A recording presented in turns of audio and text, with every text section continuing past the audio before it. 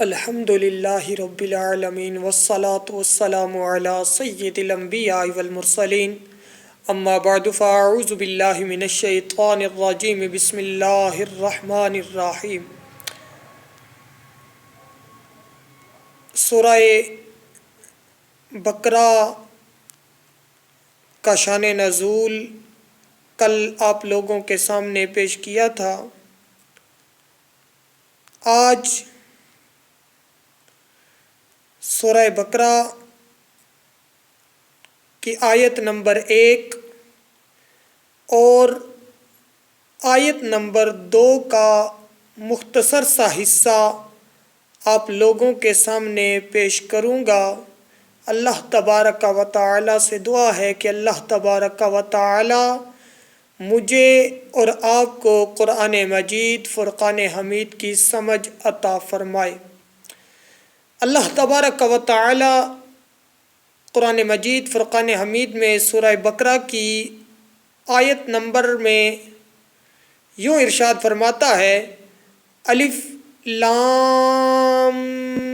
میم۔ یہ حروف مقطعات ہیں اور حروف مقطعات کا جو علم ہے وہ اللہ تبارک و تعالی اور اللہ کا رسول جانتے ہیں، یعنی پیارے آقا کریم علیہ الصلاۃ والسلام کو ان کا علم ہے۔ الف لام میم اور اس کے علاوہ بہت سارے اور حروف مقطعات ہیں، یہ سورتوں کے اول میں آتے ہیں اور ان کو حروف مقطعات کہا جاتا ہے۔ ان کی نسبت قول راجح یہی ہے کہ وہ اسرار الہی اور متشابہات میں سے ہیں، یعنی اللہ تبارک و تعالی کے راز ہیں، یہ اسرار الہی ہیں اور ان کا علم اللہ اور اللہ کا رسول بہتر جانتا ہے۔ ہم اس کے حق ہونے پر ایمان لاتے ہیں۔ دوسری آیہ کریمہ میں رب کریم ارشاد فرماتا ہے، ذالک الکتاب لا ریب، کہ وہ بلند مرتبہ کتاب یعنی قرآن مجید فرقان حمید کہ کوئی شک کی جگہ نہیں، یعنی قرآن مجید فرقان حمید وہ کتاب ہے کہ جس میں ذرہ برابر بھی شک کی جگہ نہیں ہے، اس لیے کہ شک اس میں ہوتا ہے جس پر دلیل نہ ہو، یعنی جس پر کوئی دلیل نہ ہو اس پر شک کیا جا سکتا ہے، لیکن جس پر کوئی دلیل ہوتی ہے اس پر کوئی شک نہیں کیا جا سکتا۔ قرآن مجید فرقان حمید ایسی واضح اور قوی دلیلیں رکھتا ہے جو عاقل منصف کو اس کے کتاب الہی اور حق ہونے کے یقین پر مجبور کرتی ہے، یعنی یہ قرآن مجید وہ کتاب ہے کہ جو خود واضح دلیلیں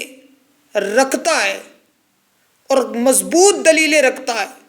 کہ اگر کوئی منصف ہو اور عاقل ہو، عقل رکھنے والا منصف ہو، تو پھر یہ جو قرآن مجید ہے، یہ جو کتاب ہے، یہ کتاب اس کو اس پر یقین حق، یعنی اس بات پر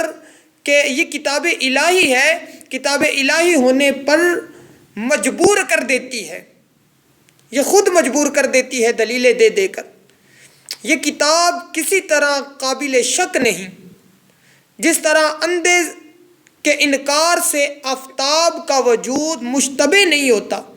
یعنی اگر کوئی اندھا شخص ہو تو وہ یہ کہے کہ نہیں، جو سورج ہے وہ روشنی نہیں دیتا، سورج روشنی نہیں دیتا، یہ صرف گرمی دیتا ہے، کیونکہ وہ اندھا ہوگا، اس کو اندھیرا ہی اندھیرا نظر آئے گا، چاہے آپ اس کو روشنیوں میں رکھیں، سورج کی روشنی میں رکھ دیں، اس کے باوجود اس کو اندھیرا نظر آئے گا۔ اب وہ اندھا یہ بات کہہ دے